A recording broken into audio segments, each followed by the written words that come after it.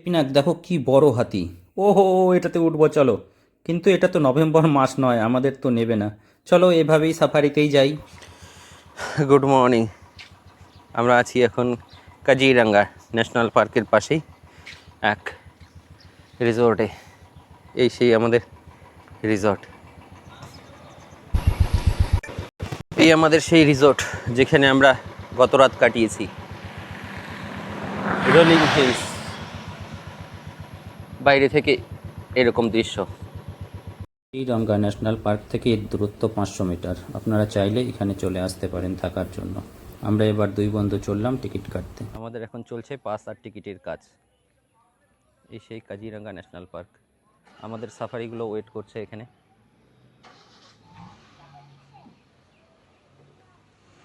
এই হচ্ছে চারিদিকের অবস্থা। সবে স্নান করে হাতিরা উঠছে, এই যে জল থেকে স্নান করে উঠছে, এই যে দুই দিকে জল, কত সুন্দর। আমরা চললাম এবার, এই যে আমাদের গাড়ি। জঙ্গল সাফারি কে লিয়ে অদ্ভুত অনুভূতি। এখানে তো হাতিগুলোকে গরুর মতো।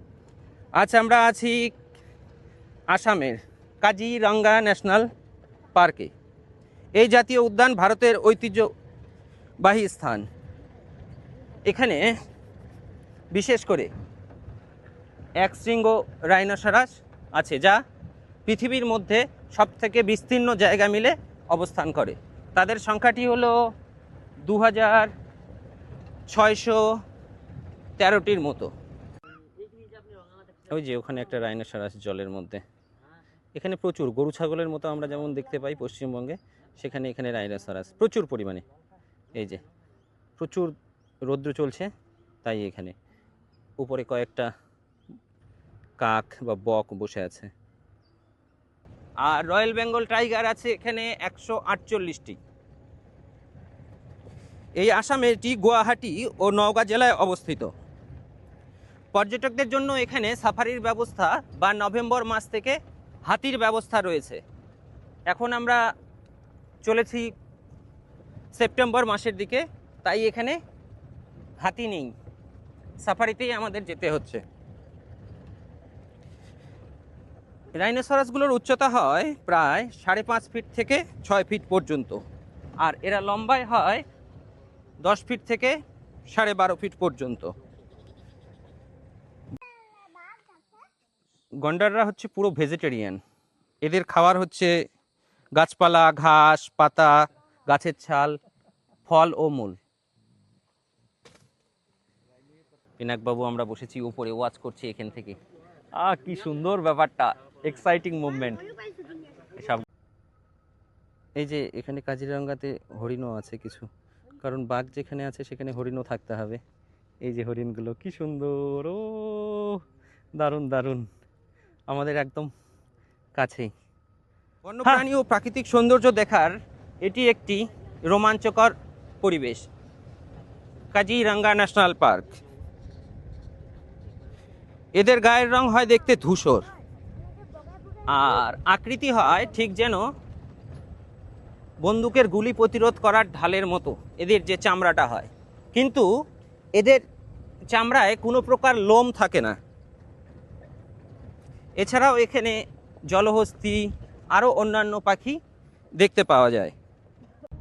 এই যে আমরা দেখতে পেলাম ওয়ান হর্ন রাইনোসরাস, ওই যে জলের মধ্যে সব। ওই চারিদিকে, চারিদিকটা পাহাড় দিয়ে পরিবেষ্টিত, কি সুন্দর লাগছে চারিদিকে। এই যে, আর নভেম্বরে এলে হাতিতে করে ঘোরা যাবে। Exciting, Kaziranga national park, one horn rhinoceros. এদের ওজন হয় প্রায় 2600 গ্রাম, যেটা বড় আকৃতির। আর ছোটটার ওজন হয় 1600 কিলো। পুরুষের তুলনায় মহিলারা অনেকটাই পাতলা হয়, মানে স্লিম। পুরুষদের ওজনটা বেশি হয়। এদের গড় আয়ু 35 থেকে 40 বছর। কাজিরাঙা ন্যাশনাল পার্কে গন্ডারের সংখ্যা 2022 সেন্সাসে ছিল 2613টি।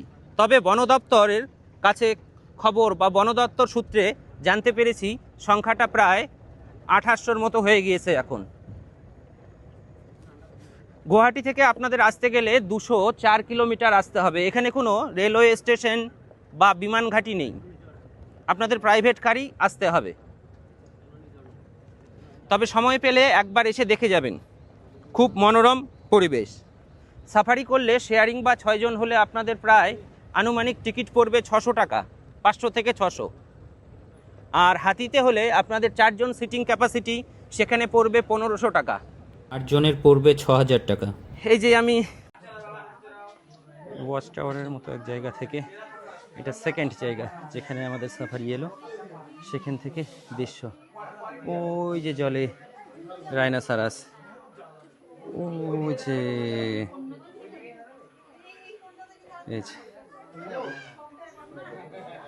পার্থ আপনাদের সঙ্গে চলেছি কাজিরাঙা ন্যাশনাল পার্কে।